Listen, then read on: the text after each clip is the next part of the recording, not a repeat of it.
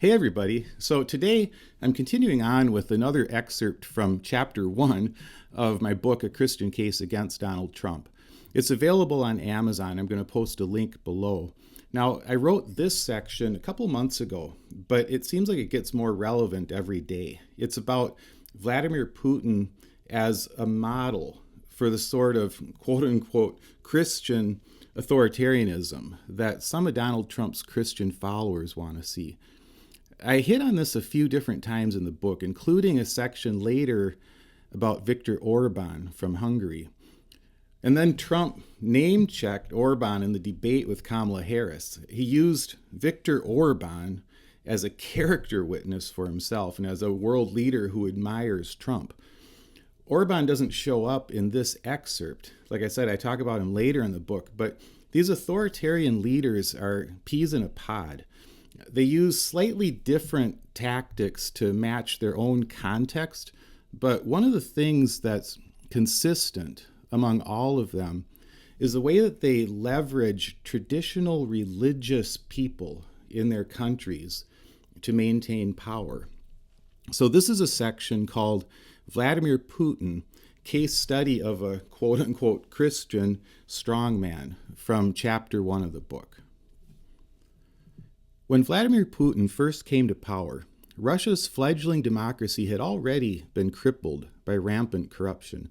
And in the years since, Putin has successfully undermined any institutions that could have held his power in check. Today, although Russia still puts on a show of holding democratic elections, Putin rules as an authoritarian. But even an autocrat like Vladimir Putin must take steps to maintain his base of power. And for Putin, the Russian Orthodox Church plays a role in strengthening his support among the people.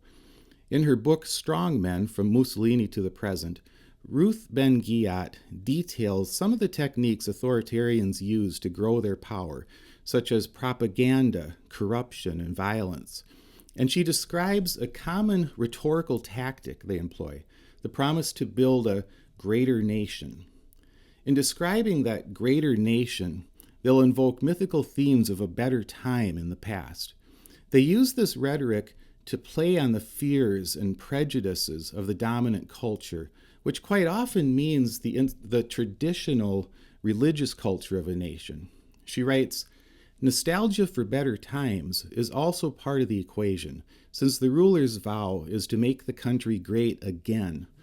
This involves the fantasy of returning to an age when male authority was secure and women, people of color, and workers knew their places. These leaders might invoke a lost imperial grandeur, the Spanish and Roman empires for Franco and Mussolini, Imperial Russia and the Soviet Empire for Putin, and the Ottoman Empire for Erdogan. Strongmen may also cite law and order governments of the national past to justify degrading democracy, as Bolsonaro does with Brazil's military dictatorship. As in Hitler's Aryan civilization, these imperial fantasies often have a racial dimension. Today, rightists in Italy, Hungary, and Brazil invoke allegiance to Christendom, hearkening back to the Middle Ages, to defend a white European heritage seen as besieged by migrants or indigenous peoples. In his book, How Fascism Works, The Politics of Us and Them, Jason Stanley calls this tactic the mythic past. Fascist politics invokes a pure mythic past tragically destroyed. Depending on how the nation is defined, the mythic past may be religiously pure, racially pure, culturally pure, or all of the above. Ben-Ghiat further describes the role of Christians in Putin's Russia this way. The Russian Orthodox Church has been Putin's faithful partner in his project to reshape Russian culture and society in the nationalist image. It has benefited from his largesse. Thousands of old churches have been restored and new ones built. The militant version of Orthodox Christianity favored under Putin supports his view of LGBTQ+ individuals as dangerous to the social body. Putin claims to have had a religious conversion years ago, and he uses Christianity as a powerful propaganda tool to unite his followers. He's invested immense energy in building a mythology of the Russian nation as the protector of Christian civilization.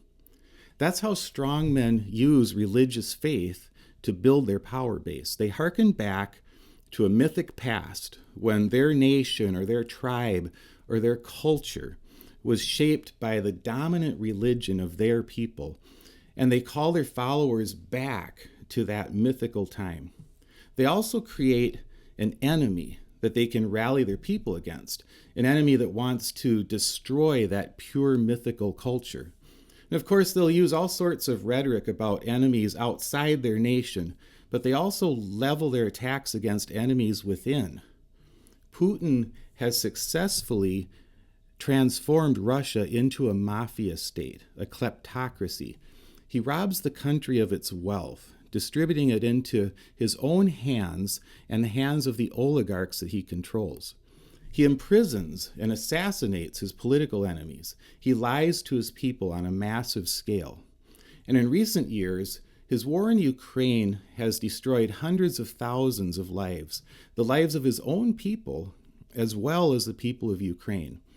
And he's done these things with the blessing of the leaders of the Russian Orthodox Church.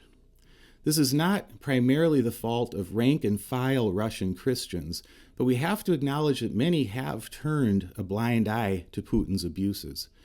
But in our case, if Donald Trump becomes president in 2024, he promises to continue his project of undermining the institutions that try to hold him in check. And if he succeeds, American Christians will shoulder an overwhelming portion of the blame. Okay, so that's the end of that section from chapter 1.